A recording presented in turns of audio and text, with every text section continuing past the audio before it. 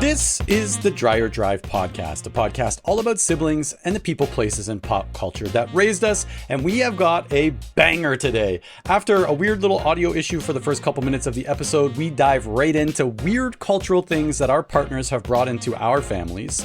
Jacqueline shares her absolutely disgusting comfort food. I tell a story about a terrible wedding speech, and then we dive into today's main topic, which is a little game that Jacqueline made up based on real things that she wrote in her journals growing up, and I promise you, they are unhinged. Then, after we reveal my score for the Jacqueline Journal test, we wrap up this episode the same way we wrap up every episode of the Dreyer Drive podcast, with an unhinged text message from a family member. And this week's unhinged text message comes from Jacqueline to our younger brother Dallin, all about the Britney Spears biography. Let's get this. How was your 2 burgers you were double fisting there? Regret. I've got regrets about it. Where the regrets stemming from where? That you good. made me wait 10 minutes while you were eating burgers? No, not at all. That's not it at all. Okay, cool. Not even for a second. Cool.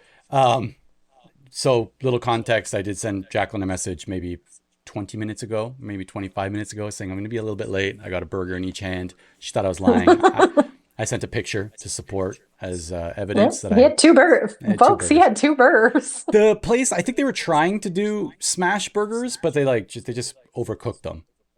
So they weren't that. I do love a smash burger. Yeah, I don't know if I would get myself 2 burgers, although I do have when I go order food, I really love food. That is my main motivator in life is food. I am a golden retriever.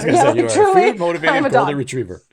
And the thing that I get when I regret things is I go to restaurants and there are just too many things I want to try, and whatever I order, I'm like, I should have ordered something else. And even if it's amazing, even if it's something I really love, I have FOMO of everything else that's on the menu.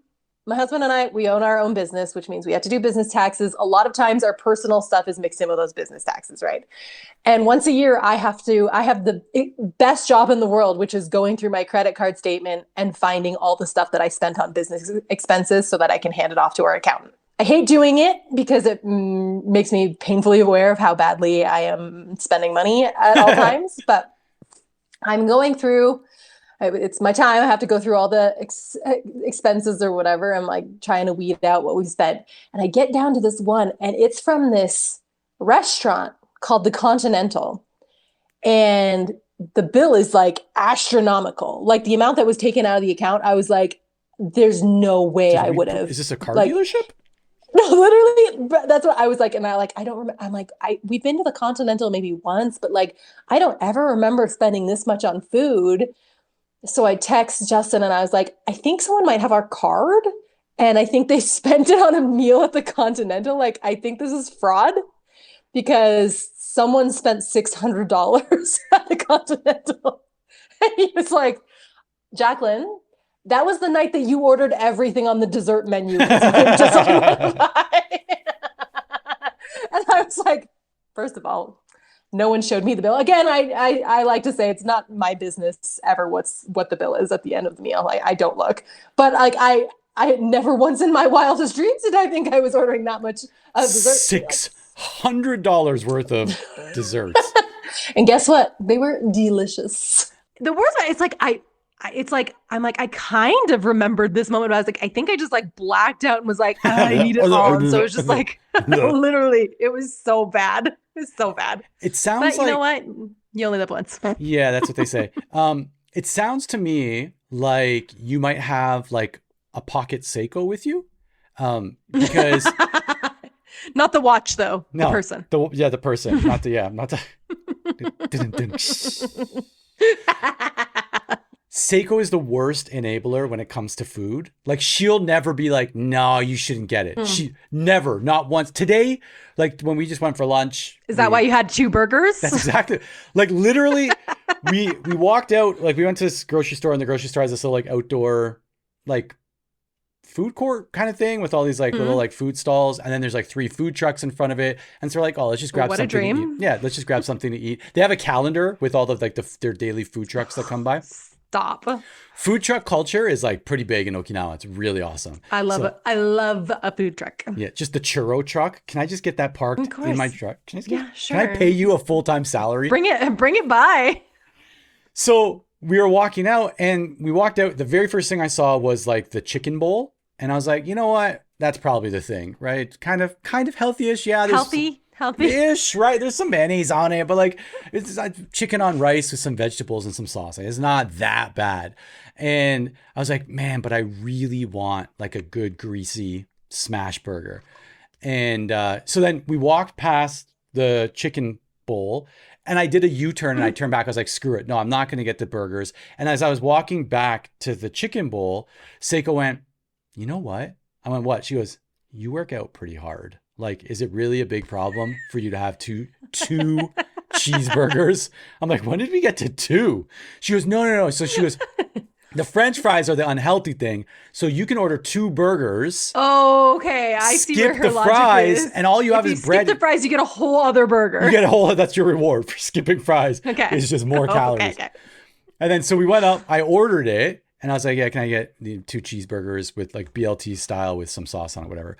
And she's like, sure. And she's like, anything on the side? I'm like, no. So I pay, we get our food, we come home, I open it up. They're both burgers and fry sets. So I didn't skip the fries at all. Did you eat the fries? Did you eat the fries? Yes, I did.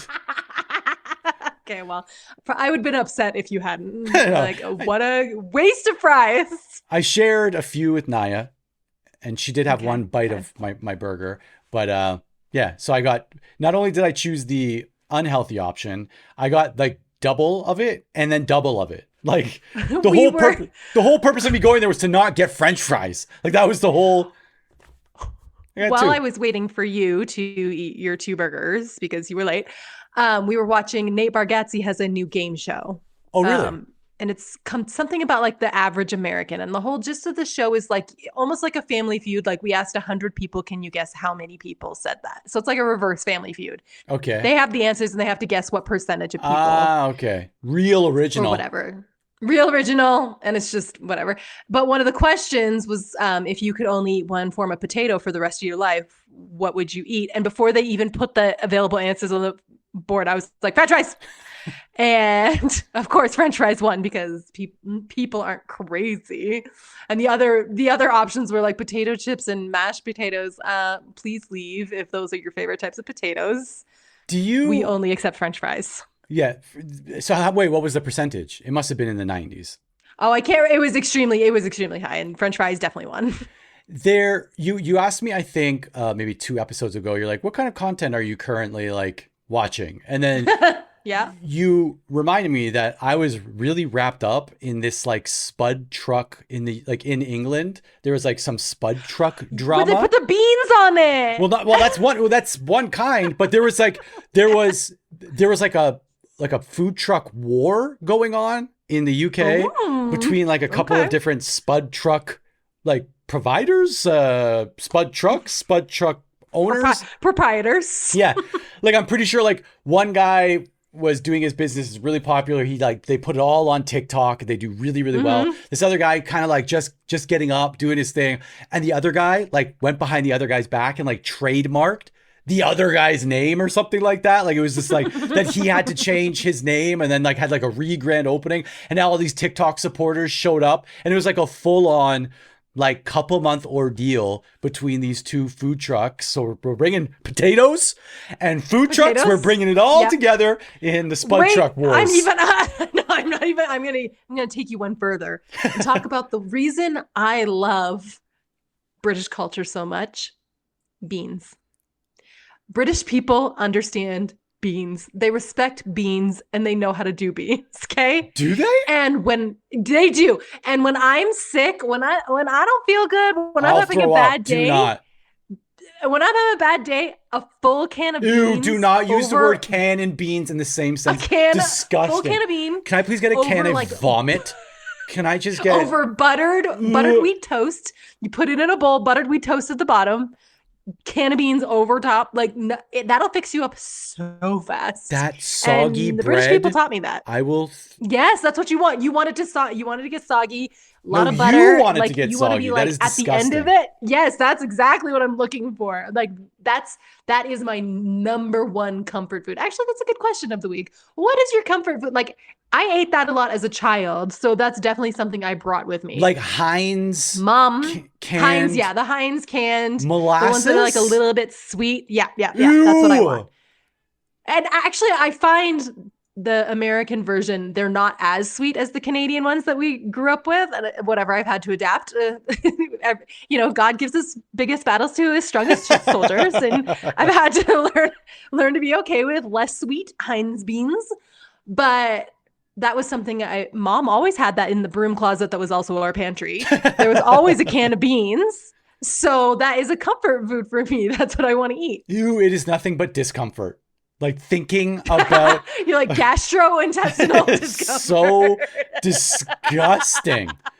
And we also talked about, I think maybe if like, did we talk about this? About like habits that we carried on from childhood that we just don't need to carry on, but we like still like landing on a website and like sorting by cheapest. Like you just like naturally go to the store, like sort by cheapest every time. Filter. Like, yeah, every time. Like there might be a deal. Like the amount of sifting that I have to do to get something that I feel comfortable buying is just unnecessary. But carrying that tradition on while you're here eating canned beans.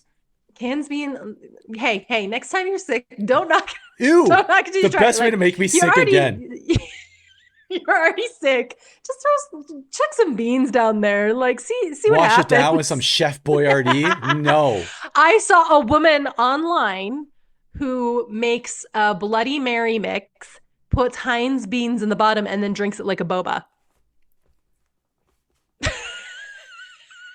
I will actually vomit. My algorithm could not be more cursed. Yeah, also, can we talk about that for a second? How does that, your For You page is and why am I watching it? I'm stopping on it and I'm like, yep, that is pretty crazy. I haven't got to that point. I've never sucked up a can of beans through a straw, and for that, I feel like I should get some type of kudos. But yes, I'm still eating canned beans all the time. Like, it is a staple in my home. Okay. No one else in the family eats it. Just me. Yeah. So if we're doing a drive-by question around comfort food, mine is like peanut butter on toast. Any kind of sandwich, actually. Oh. Or like peanut butter and banana on a French loaf. There we go. Okay. That's fine. That's not as exciting. Not as cultured as... Do you get the ones with the little like wieners in there too? No wieners. It's wiener free. Speaking of wieners, I have a wiener story for you. Okay. So we're watching TV the other day, and Justin is a very quiet man. One thing he does very well is very specific insults that are like, I don't know if it's mean or not, but it was so specific that it's just an interesting insult that I've never heard before. And we're watching like reality TV, and there's a girl on it, and Justin's like, there's something about this girl, like she looks weird to me, and I'm like, oh well, yeah, I guess so. He's like, she kind of looks like she was 3D printed, but the printer didn't finish all the way. And I was like, okay, that's very specific. And I was making fun of him. I was like, you always have the most specific insults for people, and they're just devastating because you're just like, oh, I've never heard that before.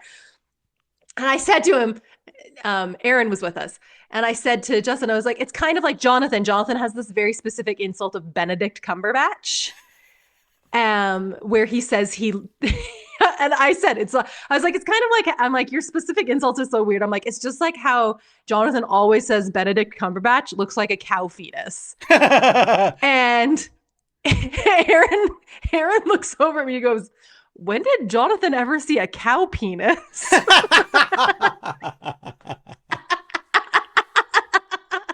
And then we had to have a conversation about Jonathan. I was like, no, it's a cow fetus, a baby inside of a cow's stomach. And then he was like, okay, but like, also, how would he ever see a cow fetus? Yeah, come on, Aaron. Come on, Aaron. Don't be crazy. He's not out there just looking We're at cow talking about penises. fetuses. Cow fetuses. Then, like, I know Jonathan saw one in a jar once, but then I like can't explain that to a 9-year-old. Be like, so Jonathan used to be very interested in things like animals in jars, and that's what he thinks that international actor, beloved and awarded actor Benedict Cumberbatch looks like. Well, I'm really angry that he's no longer a listener. Like, he just canceled us. he just angrily shut it off. He said, what? And I do not look like either a cow fetus nor a cow penis. And I'm sure Jonathan saw it in a jar in the science room in Southwood Park. Because there was a pig. There was a pig fetus in formaldehyde in a jar in the back of the science lab in Southwood Park. Yep. It was I remember we did the frog dissection thing, but we also did like a class one of like a baby pig. Oh my gosh. Not us. Like and it was I felt like it was like they happened to get a hold of one. Like, and it was like a special treat. Like, we don't do this for all the kids, but like we happen to have a dead pig here. So why not dissect it together? Pulled pork. And beans. It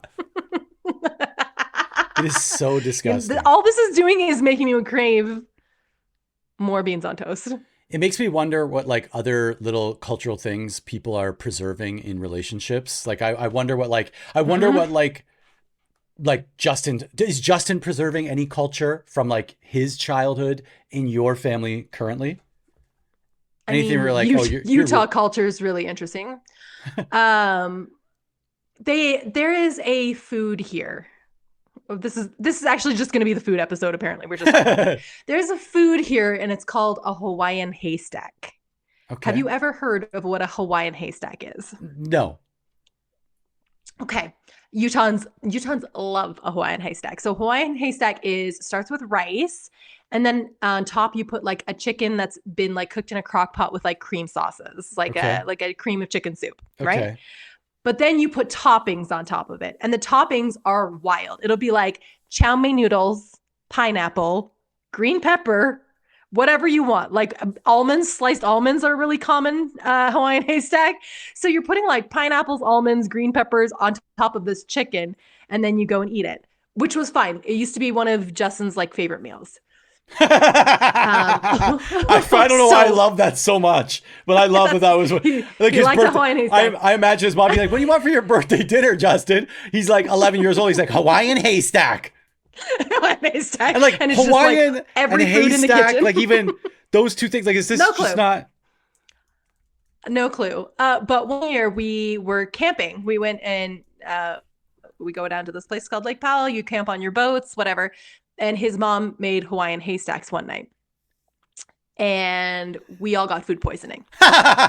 And when I say like, it was almost like it was like timed. Like we were all sleeping in our tents and it was like a timer went off and everybody started throwing up like it was a horror movie. And not only that, we were like throwing up in tents. Ew. Like nobody could even get the zippers open. Place. The worst place to panic open. You can't just swing a door. Where's the fly? Someone who closed the fly. All along the campsite, you just hear like scrabbling, scrabble, and then retching, and everybody's throwing up. And like we're on the shore, like you get out of the tent and everybody's on the shore just completely throwing up. We were all so sick. And it stopped us from ever having Hawaiian haystacks ever again. No one has touched one since. Look, white people food is so crazy. It is crazy because it's like, I'll take a little from here and a little from there and here you go. And none of it has flavor. That's the crazy thing. Like none of it has flavor. I just Googled Hawaiian haystack just to see. I wanted to make sure what it looks like. Well, I think some of these pictures are definitely they're staged because I don't imagine that it actually looks as good. But it says the Hawaiian haystacks are a popular customizable comfort food dish consisting of a base of rice topped with creamy chicken gravy and a variety of toppings. Despite the name, you saying this is making me nauseous. Despite the name, they do not originate from Hawaii, but are a staple in the western United States, particularly within Utah. Utahns, man. They love to just take something and run with it. And just, again, stack on a whole bunch of things that don't have flavor. Well, and here's the thing. Utah culture is based in these large communities that meet often. So they have to, when they make food, it's like truly slop because they have to feed 300 people from their crock pots or whatever it is. So a lot of Utah food is that we like funeral potatoes would be a really common thing here. And that's like hash browns, like that you would buy in a bag and made into like a casserole with, again, cream soup. Everything has a cream soup in it. And like cheese on top, and you bake it, and they serve it at funerals here, hence the name. But everything that you make here has to feed 300 people, no matter what. There's going to be 300 people turning up to eat it. So it's just like, how can I stretch these 2 pounds of chicken to feed 300 people? Oh yeah, I need to put chow mein noodles in it. Do they serve it in a trough? Like how, like what? Pretty much. Yeah, pretty much.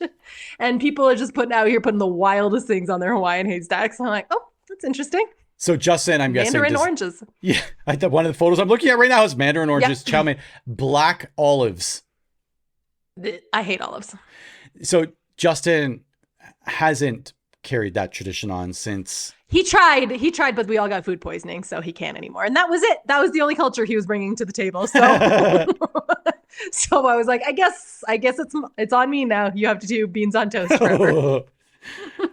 we obviously have like a ton of food culture that Seiko's brought into. Her food is incredible. It's the greatest. Very spoiled. But unrelated to food, I was reminded today when we were actually going to that market, one of the family cultural things that she's decided to introduce to our family. And I came up with the perfect analogy for it today when I was talking to Seiko about it, because it drives me nuts. This is the Complain About Your Spouse podcast. Yes. It's not okay. You flip to the page, you already have it already written somewhere. All right, item number 376. No, I recognized it. Like you've probably experienced this, I'm sure. Like the first time, maybe like you're dating or you were engaged, or I know yours was on like a very sped up time period, so I don't know about how much of those things actually happened before. We were speed running everything. We got extra points that way. But like the very first time you're with your spouse's family and they do something very choreographed and you're like, what? I'm sorry.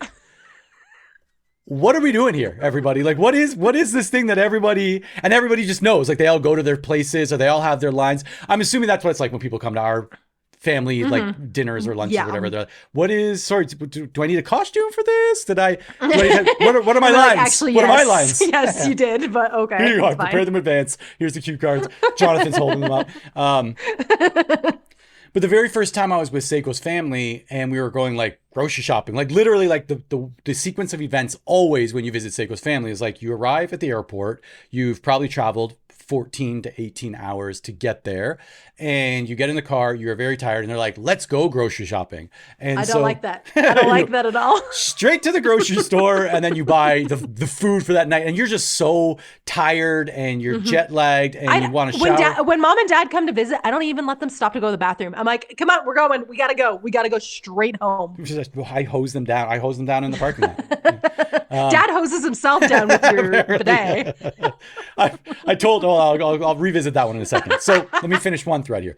So the very first time like I went to like be with Seiko's family, like I'd met them, like I'd gone to like meet the parents at one point when we were dating, but like the first time I was like, Ryan's coming over, like we're staying here. So I arrived, they pick us up, we go to the grocery store, and there's like an underground parking to the grocery store. And like we go in, and the second we like cross under the shadow of the parking garage, the family became like meerkats. It's the only analogy that they're all like, and they're looking for a parking space, and like auctioneers, like looking for like this space over there, someone over there, someone's pulling over there, like they're all pointing and like they're all like, no, over there is better, don't go that way. I'm like, guys, what do I need to do? What do I need to do? Do I need to get out? And like, guy, they're like, over there, this one just pulled over, that one's going there. No, that one's not far enough. We're going to that other exit. Like, and I'm like, guys, what are we? This is so charged up for a parking space. Like there are thousands of parking spaces. Just anywhere. We'll be okay. Fine. Yeah. And like today we pull in the market and there's no parking. And like the second we pull into the parking though, like Seiko's like meal, like it's like a robot that's been pre-programmed. It just takes over her body. And she's like, right over there, there's one right beside the taxi. And I'm like, okay, cool. So like I go around and someone parks there just before me. And she's like, oh, we almost had that one. Let's go. Where's the other one? I'm like, Seiko, we're gonna find a parking space. I promise you. We'll be okay. We will be okay. And like I had to drive around a couple times, eventually park behind it. But as we were pulling in, I'm like, you realize that you and your entire family do this? And it's the most stressful thing when you're the driver and 4 people are yelling. Have thoughts on where you should be parking. And they're pointing and they're like arguing about the best spot. And it's we're gonna find it. And as I was parking, I'm like, you know what it's like? I'm like, Seiko, do you know what a meerkat is? I'm like, your family is like that, but in a car. You're a family of meerkats that are activated within parking lots, and they're just all like respectfully. You guys are like a bunch of meerkats. Hey, I mean it with love. I'm saying this with love. You guys are meerkats. So speaking of culture that's been brought over, that's well, just think like one day your girls are going to be older and they will potentially want to bring partners into your family, and you are going to be the annoying in-laws. I've been thinking about this a lot. That you are going to be the meerkat family. I've been thinking about this a lot because I have one adult child. I have a kid who's a year away from being an adult, and I'm like, ooh, like the idea of bringing someone into our family is horrific to me. I'm like, I don't know. I don't want that. We're good. Like we're not accepting applications. Capacity, no vacancy. Right now. We'll take a resume and maybe we'll think about it. But like to think about how. But I was talking about this with Jonathan actually because I was complaining about boomers. You know, as a millennial is wont to do. I was complaining about how boomers affect my life, and I was like, the one thing that makes me really grateful is to know that this generation of millennials will be the new generation of in-laws. And we are so scared of offending anybody. We are so scared of making anybody uncomfortable that all of the people that marry into our families are going to be blessed by our generational trauma and anxiety of being like, is this okay for you? I'm so sorry. I'll get out of your hair. Don't even worry, whatever you want to do, because we have been raised in boomer in-law generation, and that's a whole different ball game. Like I know what to do. I've got this. I don't want any more people in my family, but if it happens, like I'm sorry to inconvenience you. Sorry, I'm so sorry. This is stupid. Actually, you do what you want. We don't have traditions. Do whatever you want. Well, it's okay. I've got 2 updates from the past episode, I guess from the last episode till now. Update corner. Update corner. We're doing this new in 2026 for the Dreyer Drive podcast. So the first is from one of our listeners. Yes. One of my very good, one of my best friends in life. We were talking about something completely unrelated. He was listening to the episode where I talked about dad and the toilet shower.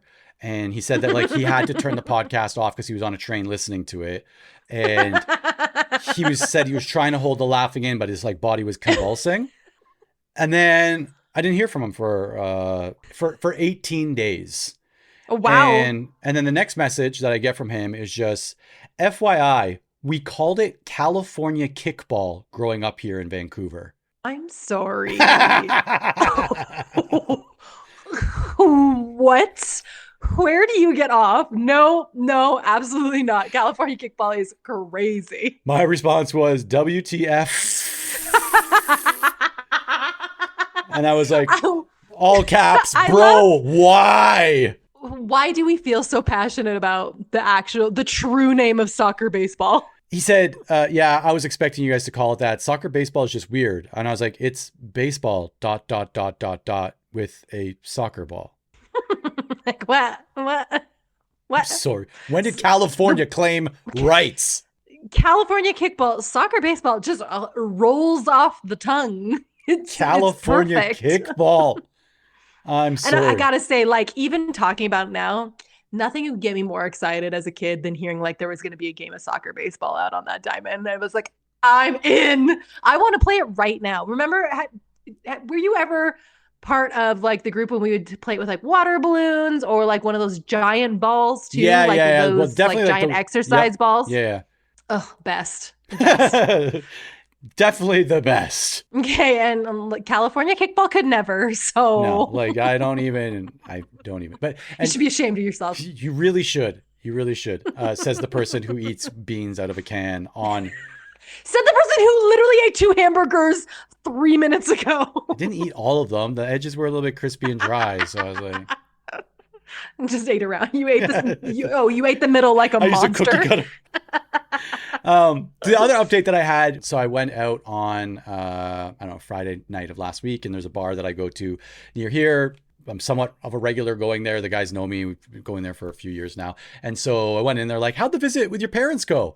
And I was like, well, it was good. Like it was really fun. I'm glad they got to spend time with the girls. Like they got to spend time with Naya, and you know, they've only met her once. Like they were like, oh, that must've been so great for them, blah, blah, blah, blah. And then they're like, so like, are they used to like, it was their first time? I'm like, no, it was their third time in Japan. And then I ended up working my way to the story, right? The story of dad with the toilet.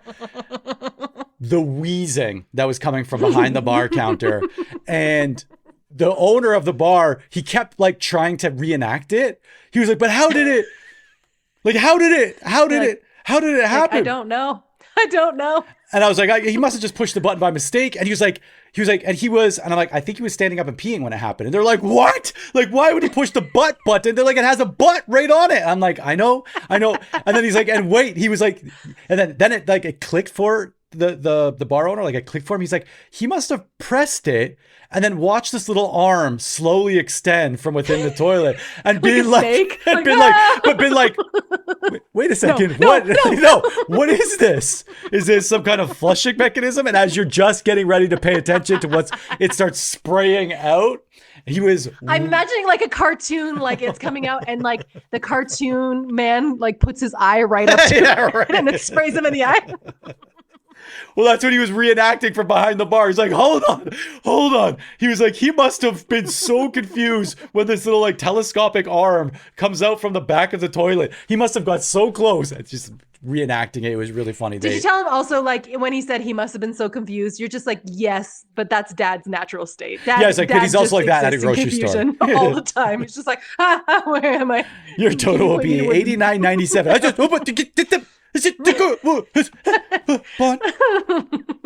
just pure panic all the time, no matter what. So yeah, just wanted to close those loops or keep them going at least. Try to get. I'm glad you did. Yeah, but the way that I had that story in the hopper going in, I knew you did, and I was really excited. I might have practiced my lines in the cab on the way there. I was like, and then when you did your speaking career, which I think people know about, like you Google me. Google Ryan Porter if you want. Did you practice what you like? Did you walk around saying what you were going to say, or was it like in the moment you pretty much knew the gist of what you were going to say? I practiced literally the entire thing every time before I did it. So when you were delivering it, word for word. The core, that like 90% core was word for word. It had been workshopped with groups. Like I knew what hits and what doesn't hit. And then like, and then there would be like, because I have all of that like ready to go, I would be able to like work the other 10% from what I was getting from the audience, right? Like call out what's happening or work in jokes or work in whatever they're saying. Like I had it all pretty much ready to go. Okay. I was just interested to know because I attended it once, remember? Do you remember when I went with you? Nope. I was home visiting, and I think you and I, again, for the 50 millionth time, we did not get along as teenagers whatsoever. Established. And I came home to visit, and I feel like it was the first like olive branch you were extending. You were like, oh, I'm going to this thing. I'm speaking of this thing. Do you want to go with me? And I was like, oh, I'm looking around behind me. I'm like, me? Are you talking to me? Me? I'm like, Jonathan, he's talking to you. And I went to go see it. Like it was like literally like 500 teenagers and me. And the thing that I remember most about it is when you like one of your slides was Mom is the Incredible Hulk. Yeah. And I was like, I wonder if that was just like word for word every single time, or if you were just like, loosey goosey, just like however the wind blows. It had to be word for word because of like the slides. Like the slides, Yeah. It was like a timed thing with the slides. Like I would just about get the punchline, but the slide would beat me to the punchline. Like that was part of the act.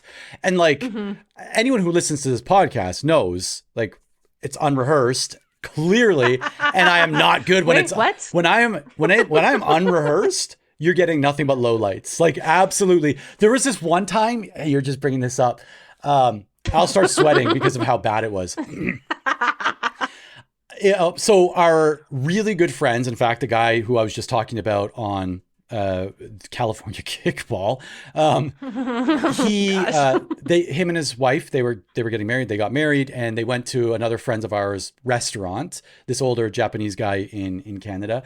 And, we were sitting down and like we did the dinner, and you know it's later on in the kind of like dinner event, and the guy who owns the restaurant was like, all right, well now Ryan's going to give the wedding speech, or like the speech, and I was like,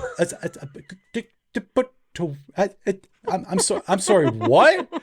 Like you're looking behind you? Yeah. And people would like, at that point, I think he assumed just because like I did that kind of thing for work that I just had wedding speeches like just in the chamber ready to go. And I was like, just in that file. It was so bad. Like it was so, I was like, well, you guys, I'm just glad you know, you like the stuttering and the fact that it wasn't like first thing in the night. Like it was, the night had been going for a while. Okay. And we had been we'd been into it. And so I'm like, you guys, I'm just really, and and you guys, it was so bad. Like so bad. Well, is there a video of this? I don't think there is, but luckily they extended like an offering to me because when they had their like wedding party in Japan, we were here for it at the same time. And they're like, why don't you give a speech then? Do you want to redo? You want to read? I was like, yes, I absolutely do. And the way that I practiced that one in front of the mirror and like made sure that I like told a good story and I don't even know if it was like a good wedding speech, but levels above. and now we're going to hear from Ryan, who has a wedding speech prepared. And I'm like, what? Like, no. I'm only good when I'm being paid and I have a slide presentation and I've practiced in an empty hotel room for months.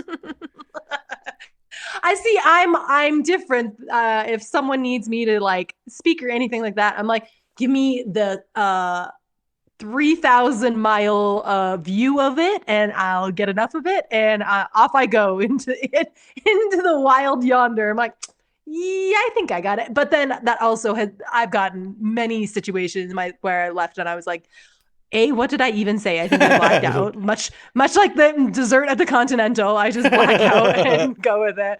Or I'm like, I don't think any of that landed the way I thought it was going to. It's still like to not for you, for me, like still all the time if I'm put on the spot or like the way that I connect things in my brain, like this makes so much sense. But then I skip over it when I'm actually delivering it because like it's already connected in my brain. The connection's already been made. Oh, it was gonna be so good. Yeah, and then it finishes. I'm like, wait, no one got it because like they weren't in here. Much like this podcast, I think. Like people walk away from this, they're like, I'm sorry, what in the what did I just listen to? Are you talking about? Yeah, and we're like, this made total sense. This made total sense. It's like I keep sending you every time I see one on Instagram or whatever, a reel about someone who says the wrong thing when it's just like, hey, how are you? And it's like, handsome pipe. And it's like, oh my gosh, what the heck? So I feel like we did our comfort food as the question of the day. Yeah. However, I do feel like mine was better. Yeah, yours is puke on bread, and mine is the weird and wacky peanut butter and banana on a French baguette. Oh, so different, right? Peanut butter and banana. Okay, but I am so excited about this topic that we're talking about. I mean, there's pros and cons, much like everything we talk about on this is pros and cons.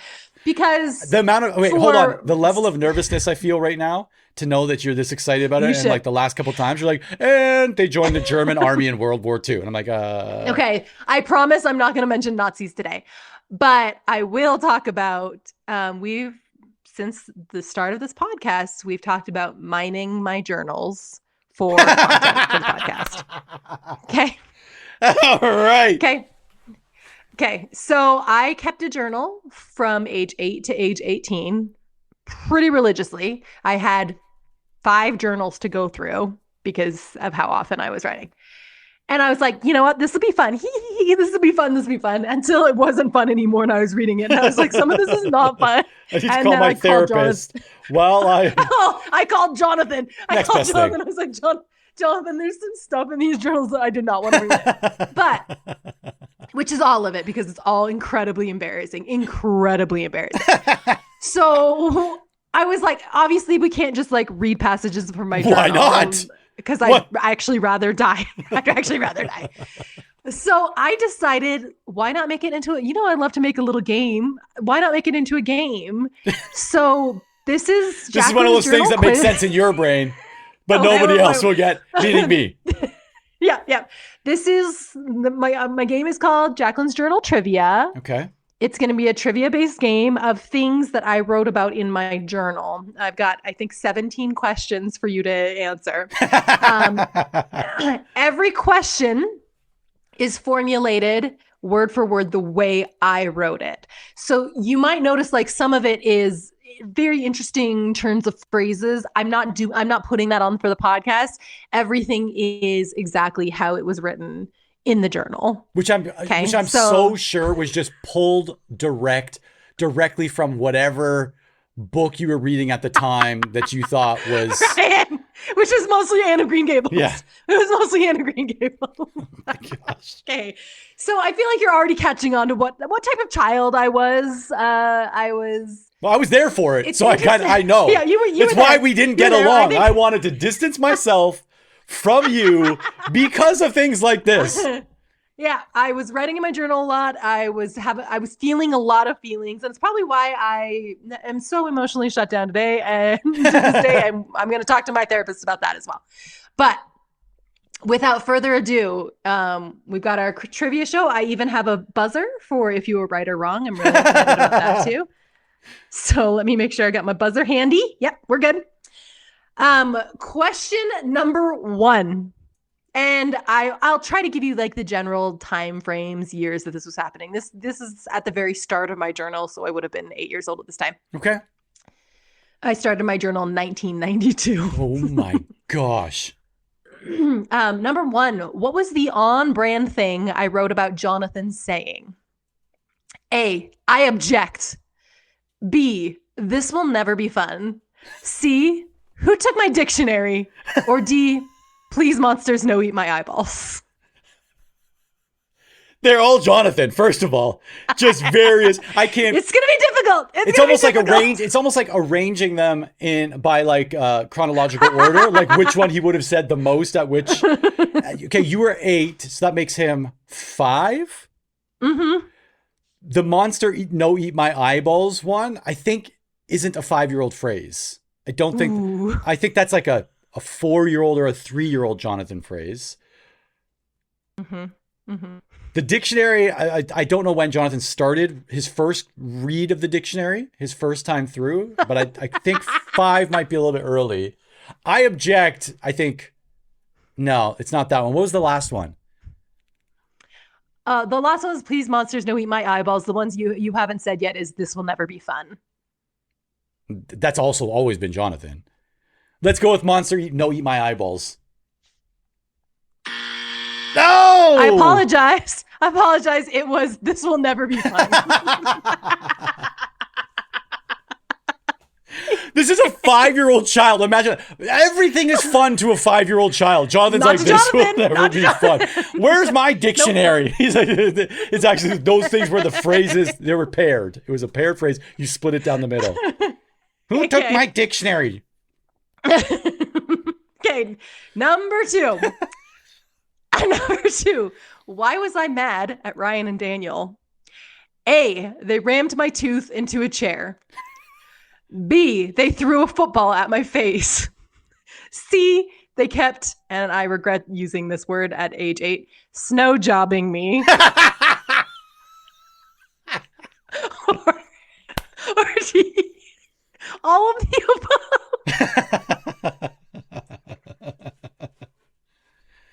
I believe it's all of the above.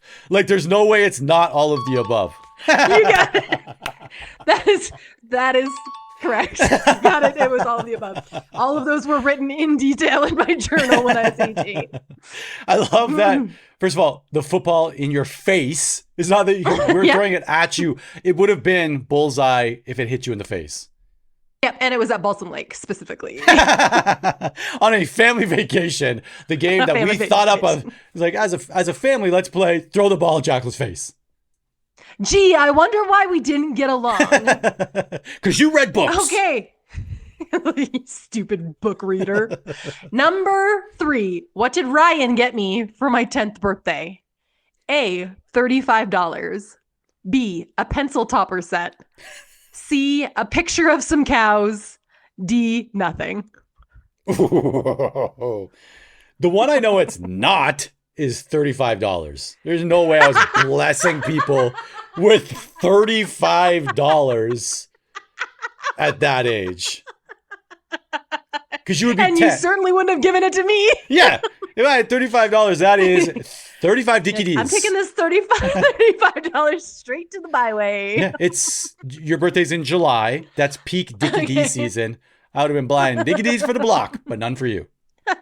Not for me, even on my birthday. Okay, so we're left with nothing, pencil topper set, and a picture of cows. Yeah. Picture of cows. Got it. Good job. What a thoughtful brother. I knew if there's one thing I know about you to this day is your obsession with cows. That was peak when you accidentally mentioned to Mom that you kind of liked something, and then she was like, okay, well, this is going to be your whole personality identity for the next 5 years. Did somebody say New York cheesecake? Okay.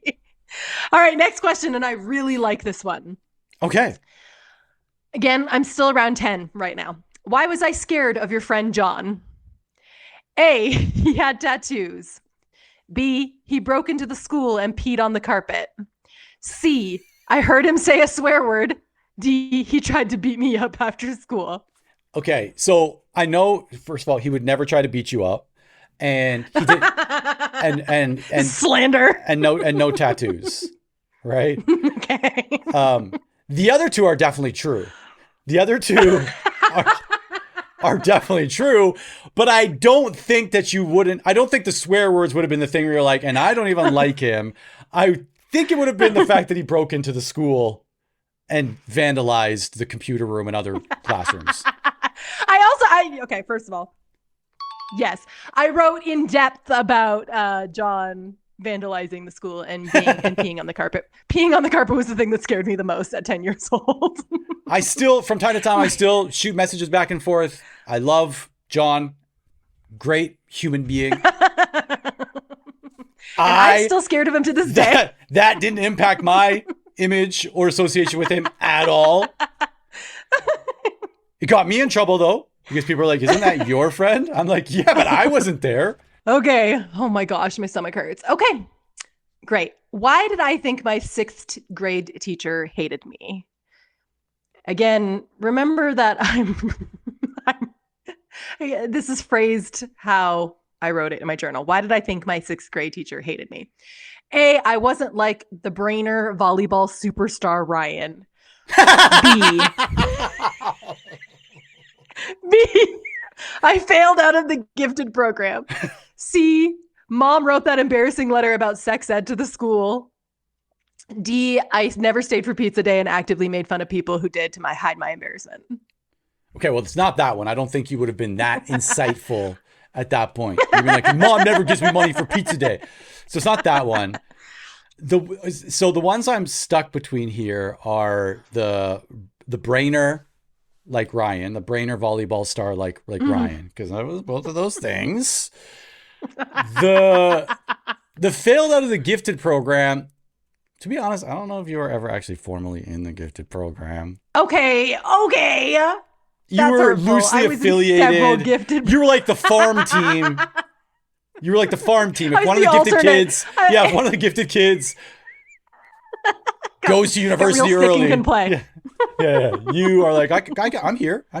What was the last one though? I'm missing one, not the third one.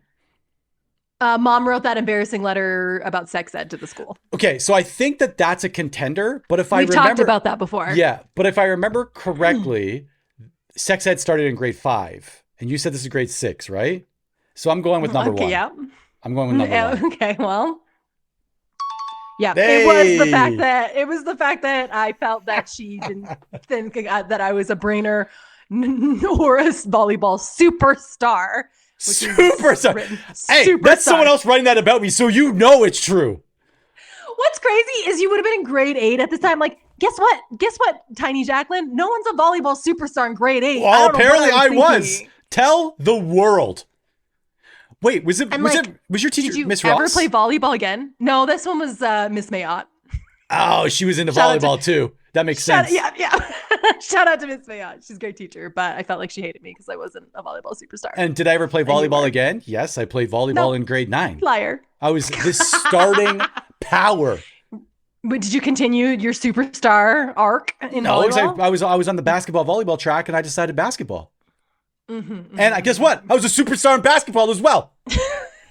Well, I wasn't jealous about that. Check your journal. Okay. Are you sure? Okay. Next question.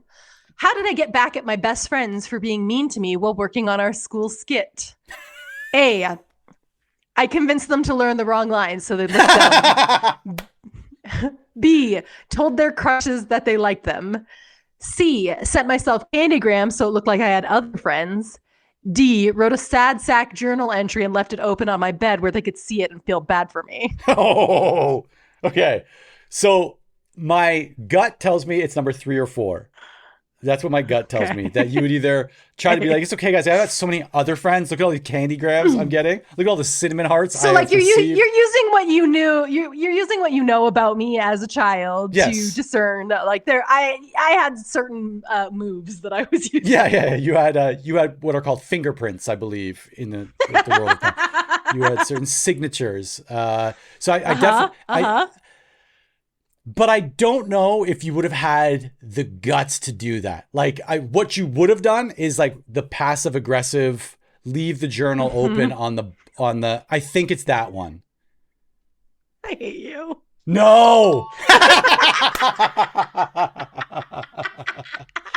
No. I was 12 years old. Yeah. They were being very mean to me while we were working on our VIP skit. And so there is a journal entry in my journal talking about like, why are they so mean to me? And I never did anything to hurt them. And I left it on my bed when they came over. And then I was like, yeah, I'm just going to run to the kitchen really fast. You guys go wait in my room. Don't look at my journal. Whatever you do, don't look at my private journal that's laying wide open on my bed, and hope that passive aggressive is definitely my signature move. So did you put those little like when you get like a legal document that you have to sign, it has those little like sticker like post-it arrows, tabs pointing. Look here. Yeah. Okay. You're doing better than I thought you would. Like here I was thinking like we lived completely separate lives as children, and it's like, hey, we were in the same house. You could see. I was socially aware. I knew what was going on. I just didn't want to take part. Okay, what 2 skills did I think were the most impressive to others at age 12? Ooh. A, soccer moves and reading poems. B, French and cooking skills. C, stand-up comedy and animal training. D, spelling and math. Okay, well, it's not the cooking one because I don't think that I would ever put that. I make fun of your cooking often, so it's not that one. I'm not a good cook. I don't think, and I think so. I'm gonna scratch that one. What was the first one? Soccer moves and reading poems. I don't know. Soccer moves tracks maybe, but the reading poems, I don't remember there being like a poetry thread. So I'm going to put that one aside for a second. And the other ones were telling jokes, like stand-up comedy and animal training. Yep. This is age 12? And then, age 12. And then what was the last one? Spelling and math. These are what I thought I could do to impress people the most. For entertainment purposes, I hope that it's stand-up comedy and animal training. Is that your final answer? Final answer. No. No, I'm so sorry. I thought I was impressing people with my soccer moves and reading poetry to them. Really? As 12-year-olds do. Yep. You probably don't remember this. I don't know if you... No, I would have been in 6th grade. I won a contest on Remembrance Day because I wrote a poem and I got to read it over the announcements. I won the contest. I don't remember that. And I really thought like that was just going to skyrocket me to like the social capital that reading poetry over the announcements. I was like, oh, get ready. I'm about to be the most popular person at school. Spoiler alert, I was not. Nobody cared. Tell me it was slam poetry. I'm not good at Tell soccer. me it was slam poetry. Yep. And I'm also not good at soccer, and I don't know why I thought that was impressing people. Soccer, baseball. Soccer, baseball is very impressive. I could definitely impress people with that. But regular soccer. No. Okay. Next question. Why did I catch the ick from my crush at 13 years old? A, he literally never acknowledged my existence. B, he was cut from the soccer team. C, I didn't like his last name. D, he Frenched girls galore. Okay, so I don't think it would have been getting cut from the soccer team because I think that almost would have made you like him more. Like almost like you want to be there for him. Like that's like a he's really wounded. Good. Yeah, that's like he's vulnerable, wounded. It's like a good in at that age, right? Like you could swoop in, and so it's not that one. He like literally never acknowledged me or whatever. That's what you said. I don't. That was that word for word. Literally, did you use the word literally? Yes. Okay, so you wouldn't have used that one at 12 years old, so I'm going to cancel that one out. The other ones were last name and he Frenched girls galore. It's that one. It's definitely that one. Okay, yep. Frenching girls galore, again, is lifted directly from my journal. I did not like when people Frenched girls galore. It was very upsetting to me. So we are not talking about Justin. We're not talking about Justin. He was not Frenching girls galore. It was a person who, but also literally never acknowledged my existence. So, I mean, it was kind of a 1-2 punch. The problem is, like, the not acknowledging my existence didn't bother me. It was the Frenching girls galore. I love that you also probably worked unacceptable. I love that you also probably worked in other childhood trauma into the non-answers, like the wrong answers. Mm-hmm. Oh, like, yeah. He also literally never acknowledged me. But that's not the right answer. But that is also the right answer.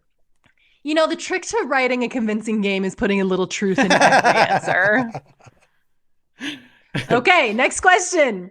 How did Ryan smooth things over for me when mom and dad were fighting? This is truly the only nice thing I ever recorded you doing for me. I smoothed something over for you? Like what? Yeah. Mom and dad were fighting, and you smoothed it over because I was upset about them fighting. Here are the answers. A, he made a joke so I would laugh. B, he took my cupcakes out of the oven for me. C, he took me to wheelies with his friends. D, none of the above because mom and dad never had a fight. Okay, so it's not D, and it's not wheelies. Cupcakes out of the oven. That seems like a gesture that I would have made. A joke is very on brand for me, but I don't know if I would have went out of my way to do it. Like, how old were you? I would have probably been 13 here. So cupcakes could have been in the oven. I'm going with cupcakes. Hey! You're right. That was the only nice thing I recorded in all my 10 years of journals. Hey, the only nice thing that you ever did for me. Every now and then, there's a parable in the book about somebody doing something nice, and that's it. That's the Good Samaritan right there. Right there. It's the real save the cat. It's the save the cat moment. It is. That's exactly what that is. That's what, and you took cupcakes out of the oven for me and then coasted on that for the next 5 years until I moved out. No, until you needed to get picked up on a bad date. Hey, that's also documented in this podcast. True. Okay, you're right. Except I didn't write in my journal about it because I didn't want to remember that night. You didn't want me to get the credit. That ever happened. There's one page missing. Happened. There's one page missing from your journal. Ripped out. Okay. It's ripped out. Next question. What did Dallin do that I got in trouble for? A. Leaving the kitchen a mess. B. Running off when I was supposed to be watching him. C. Getting 50% on a spelling test. D. Pushing me down the stairs. Do I have to put these in order of which order they happened? You could. You probably could. So he got you in trouble. Yeah, I was in trouble for something that Dallin did. Dallin got 50% on his spelling test, and then you got in trouble for it. Is that like what that means? That's the conceit, yes. And then Dallin pushed you down the stairs, and you got in trouble for it. Mm-hmm, I'm going with that one. Well, then you would be right, because I definitely got in trouble for being pushed down the stairs. It definitely like it tracks for Dallin being the baby and maybe like getting a little bit of like he had a longer leash. Let's just say that. Oh yeah. The longest leash, actually. Yeah. And it was really fun for me. Next question. Okay. Again, this is worded exactly the way it was in my journal. You can tell I'm getting older because the language starts to change. I somehow become dorkier for some reason. It's called evolution. 14. You are evolving. Evolution. This is me being like, why don't any of the boys like me? Because I wrote my journal like this. I wrote, why did I say Daniel and I were having a smashing time on the computer in 1998? Smashing time. We were having a smashing time together. A, he taught me how to play Diablo. B, I showed him how to make an account for a BYU dating chat site. C, he downloaded my favorite song, Coolio's I'll See You When You Get There. D, he introduced me to fugly.net, a site that only posted pictures of ugly people. Okay, so it wasn't Diablo, because I don't know if Dan was ever into Diablo. It's definitely not downloading, because I was the designated downloader of the house. I didn't realize how much logic you were going to apply to this, to be honest. So it's neither of those. The fugly thing, I don't know if Dan would have introduced you to that. You helping Dan sign up for a dating site, that's the one I believe tracks the most. So I'm going with that one. Okay, final answer. Okay. You're correct. You're correct. What was the game show where they used to clap like this in the little go-karts? What?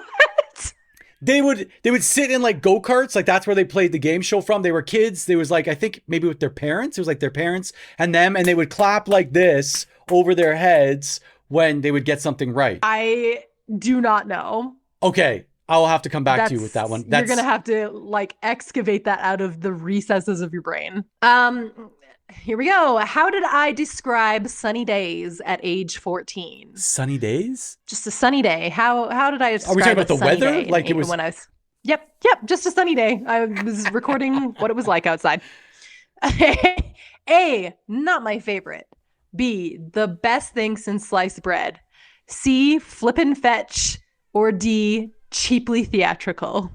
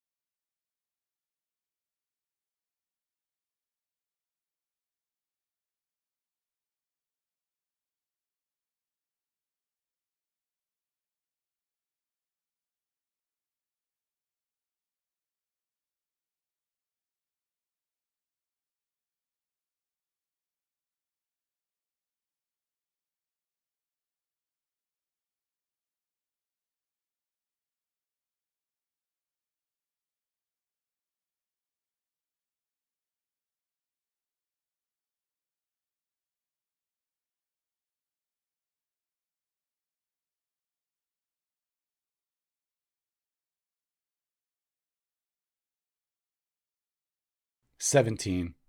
You got it. I listened to it 17 times in a row, and I kept a little tick mark in my journal, and I wrote it down every time I listened to it again. And I was in the row over listening to No Pigeons this same amount of times. No pigeons! So actually, right after I log off of this, I'm going to go listen to No Pigeons. I forgot how much I loved it. Next question. We're getting to the end, so don't worry. We've only got 3 questions left. And you've done way better than I thought, actually. Because I think have I got what, 1 or 2 wrong? 2 wrong. And I, just so you know, like, I was worried about this, so I ran it through with both my daughter and my husband to see like what they thought. And they got most of it wrong. They were like, what? Because I think most of it, like, they know me now, right? They're like, no, you wouldn't do that, right? Now they know you now and wish they didn't know you at all. Okay. What was my favorite souvenir Mom and Dad brought home from Newfoundland? A, shirts from the cow's ice cream store. B, seashells they collected from the beach. C, a new Reebok tracksuit.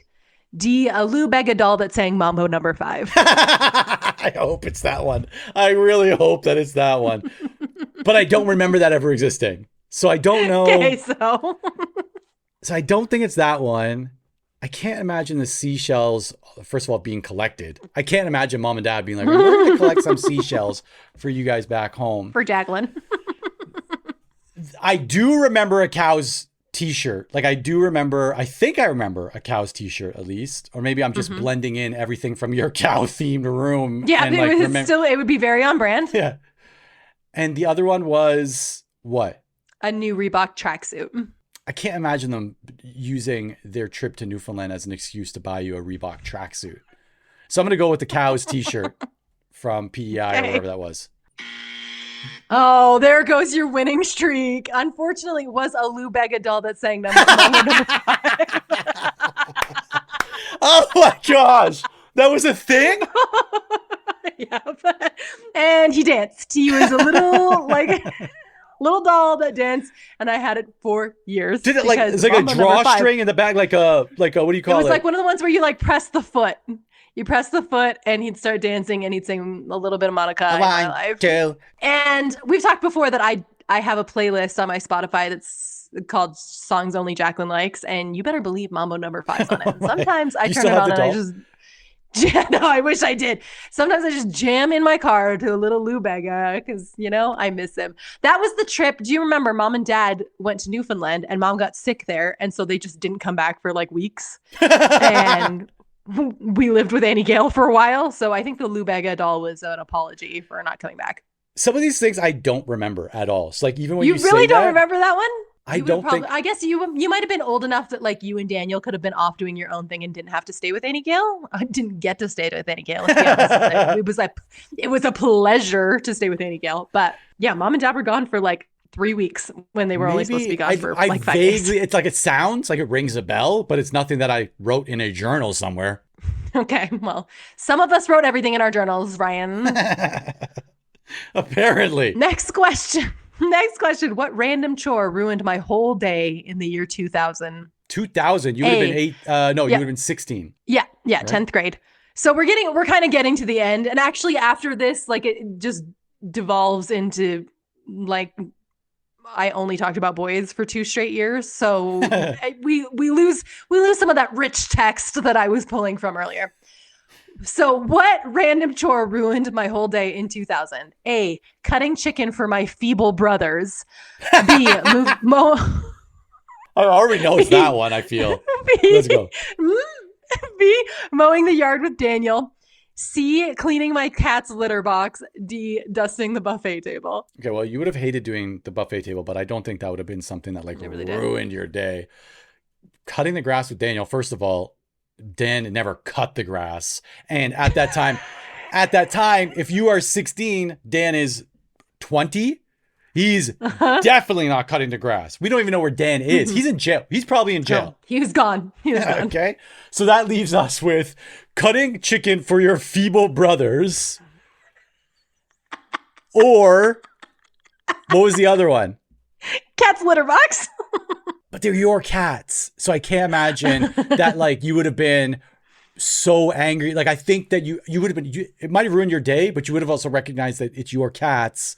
And so like, you can't, it's nothing to write in your journal. Like, it's a self-inflicted wound. But the feeble brothers, like your little annoying brothers, you've got to cut chicken. You just cleaned the litter box and now you've got to cut chicken. I'm going with cutting chicken for feeble brothers. You guys were very feeble. You were not cutting chicken for me. You were not cutting chicken for me. I was eating day-old donuts at Cross Country Donuts for my meal. Like, you were not cutting chicken for me. Again, I was starting to come out of like my very dramatic language phase, but like I would still throw in, I loved like a little old timey. Like when I was reading these to Justin, he was like, why were you such like a weird little like leprechaun girl? Are you aging top back? Of the morning to you. One time I was reading through my journal and we had gone to PEI for my birthday, the trip where you got left behind. We were not invited. And I was like, I love it here. Everybody is a real salt of the earth type of person. Like, shut up, truly. Shut up.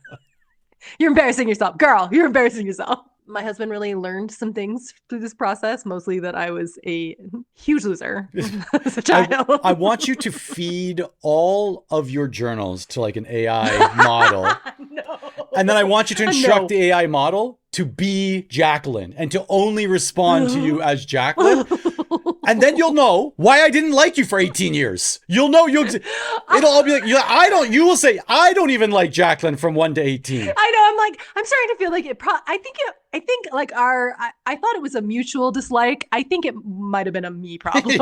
Also, I think it would have been on me. And now you get it. I remember, because I'd read all these books, like all I did was read. I need people to understand that's literally what I did. I never stopped reading as a kid. And I was reading like these really dramatic, descriptive cheaply dramatic books.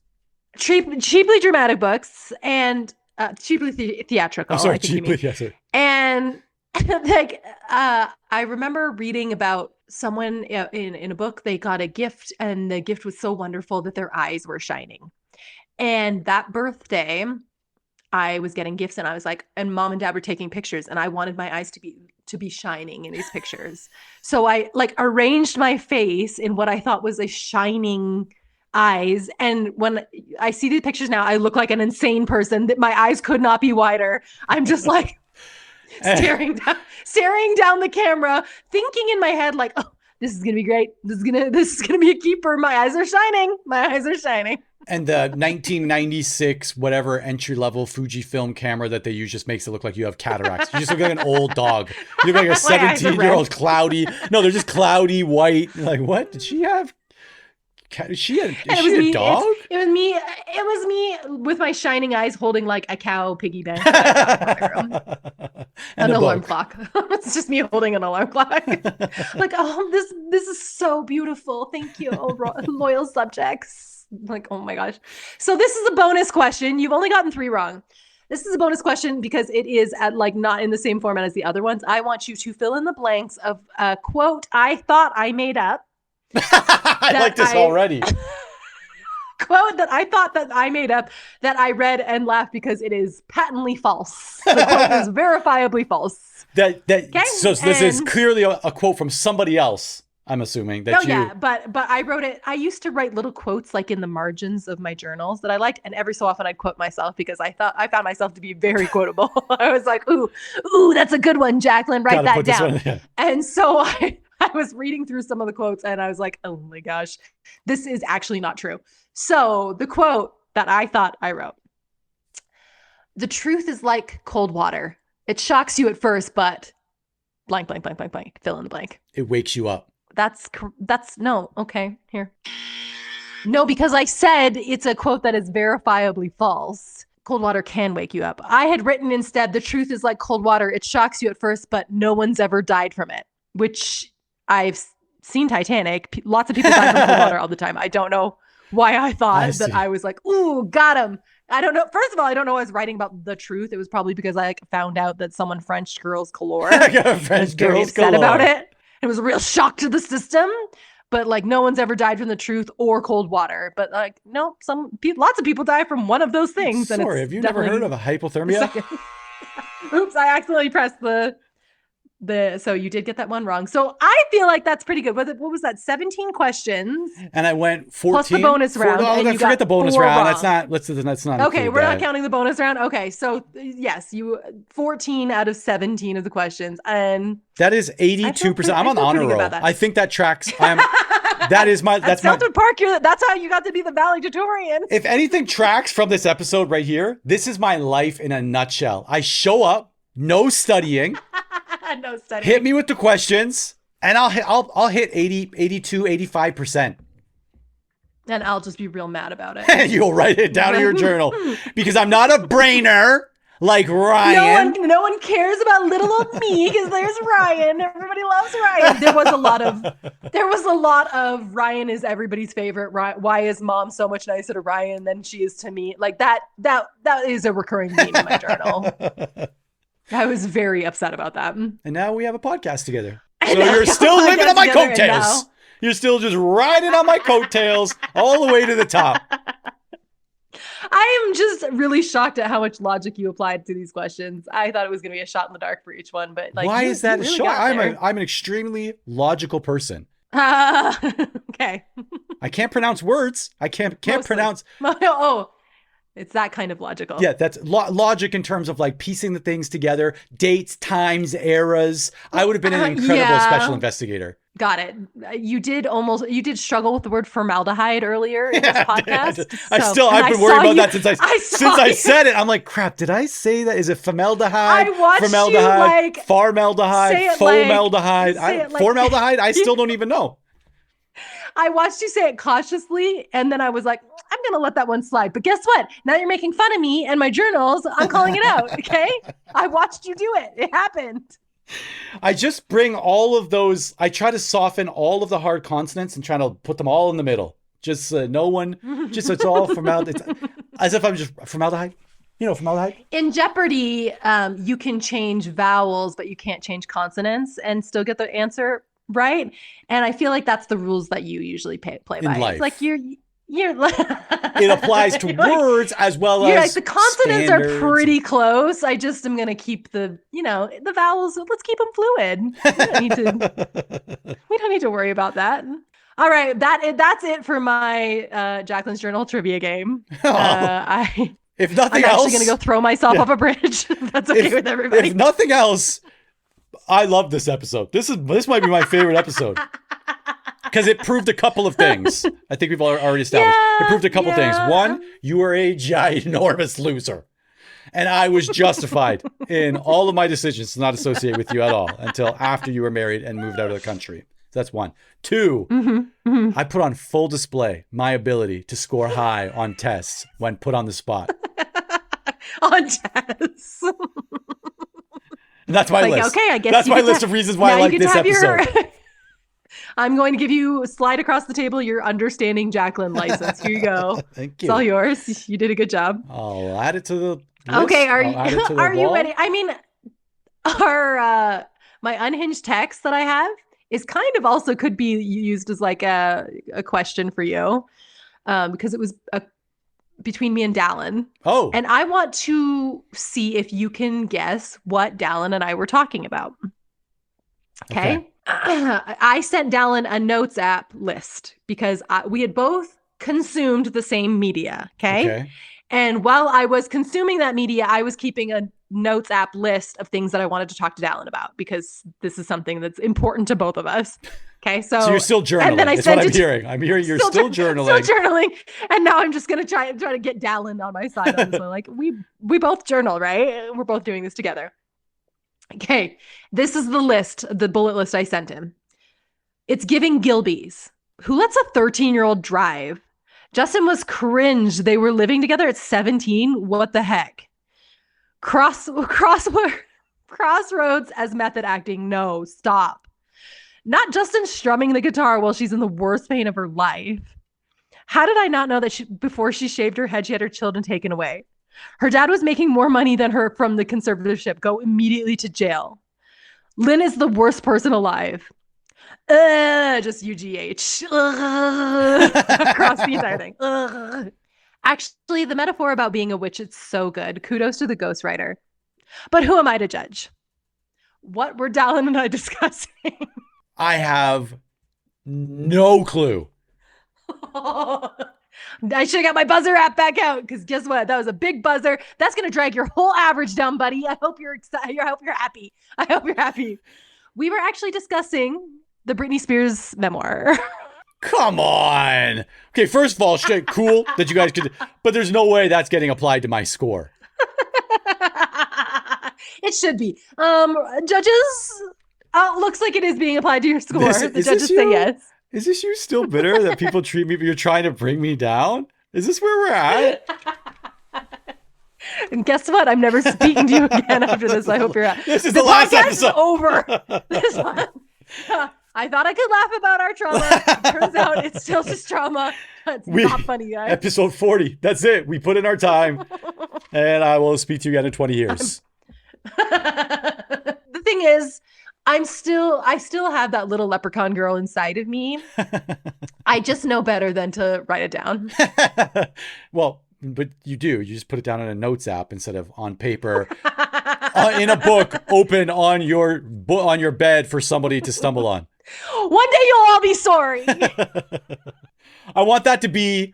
I don't want. It's kind of a morbid thing to say, but I want it to be like we walk in. You're in the casket and you've got your journal. No. You've got your journal open in the open casket to a page, and it's just roasting us. Yeah, it's just roasting us, or like just all of your grievances towards us. We're like, wow, she died an angry woman. Ryan, I didn't bring this up, but I used to write an update of how I felt about each one of you at the end of my journal entries. Was it like a star system? Was it like a meter? It was just like, it would be like a sentence about like what the status was. Like, Daniel, haven't spoken to him in 2 weeks.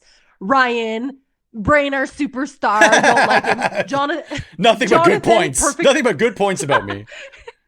Jonathan's would be like perfect child, never has fought a day in his life. And then one was Dallin and simply the word annoying. All right, well, that's all I got for you. Can we get a picture? Choose one of the entries from your journal, and I just want to see a picture. Mm-hmm. I feel like, like when... Oh, like a picture of the actual journal page? Like the page, yeah. Like, like when you're watching like a thriller and the kidnapper has written a letter and they bring in like the handwriting expert, and they're like, oh, if we look at this person is clearly a sociopath. Look at how they, they dot their I's this way, or you can tell they wrote from right to left. Right? Like, I want to be able to, I want to analyze. I want to just see it. I would love you to see the spectrum of handwriting that I was trying out, because I was doing a different one every single day. Whichever made me look the most interesting, because that was like the most important thing to me, is that people found me very interesting and mysterious. And so I'd like change up. I'd write my G's like a script, like instead of a normal G, it'd be like the two circles on top of each other, like a snowman with the little thing at the top. Yeah. And I was like, oh, people are going to think I'm so sophisticated. Okay, preferably one of those entries. This came off a typewriter. Yes, preferably one of those entries with your G's written like that. All right, I'll look for one that isn't too incriminating. Yeah, sit on that for 4 days. That's when the episode's coming out. I also wrote a lot of in pink ink, which is not the best for an enduring writing. It is so faded. So I'm like sitting under like a lamp UV light. You got like one of those UV flashlights. That I got from Scholastic Book Club. All right, this was fun. I think I've laughed most of this episode. This was a fun episode for me to remember just how nerdy you were. What's the laugh count, guys? What's the cackle count? Yeah, you were nerdy. But you know what? I turned out really cool. So, guys, I think it's okay, because see, you look back in irony when you turn out to be a real cool person. So it's like I'm okay with rehashing this, because I'm a cool person to this day. I do appreciate you literally and figuratively opening the book, sharing some of that with us, and I'm here for all the trauma that it dug up, and to see what this might actually mean for our pod. We might have just be like opening a new chapter for this podcast and a new version of you that shows up in a different light. Speaking of new chapters, there is a divider in one of my journals that I had written in bubble letters, "The New Leaf." No. And the next day, like as I quite literally turned over my new leaf, my new leaf was that at high school, I was going into high school. I wanted to turn over a new leaf. I wanted to be more popular. I wanted to be cooler. That I was going to start wearing more bowling shirts. That was my new leaf. Wow. I think I'm gonna do it. I think I'm gonna wear more bowling shirts, guys. What do we think? I imagine the buildup too of you looking at the front piece of that divider and like the 2 deep breaths, maybe. Here we go. Here we go. Things are gonna change around here. You turn it, you press play on your cassette player, and you look into your doorless closet where you've got a fresh new bowling shirt. Fresh new bowling shirt. Mariah Carey's Emotions is playing behind me. This was good. Oh, all right. Well, I'm going to go die now. Make sure you write something first. Thank you for this. This was a lot of fun. I'll come back from the dead in 2 weeks. We'll do this all again. All right. And I will Your journal's next. Mine's like 4 pages. It was all drawings. No, and it all started. Mom probably has it. I'll ask her to see if she has it. Like literally, like the only time I wrote in my journal is when I was grounded, which was quite often. It's like literally, I'm grounded again. I hit Jacqueline in the head with the baseball bat, and I didn't even mean to. Like that's literally. And then just me trying Unlike when I threw the football at her face when I didn't intentional. That was intentional. And that's just me trying to like graffiti, like come up with a tag. That's it. Or practice my signature. There's literally 90 pages. All right. Well, let's run it back in 2 weeks. Okay. Thank you. And I will see you in a bit. Goodbye. Bye.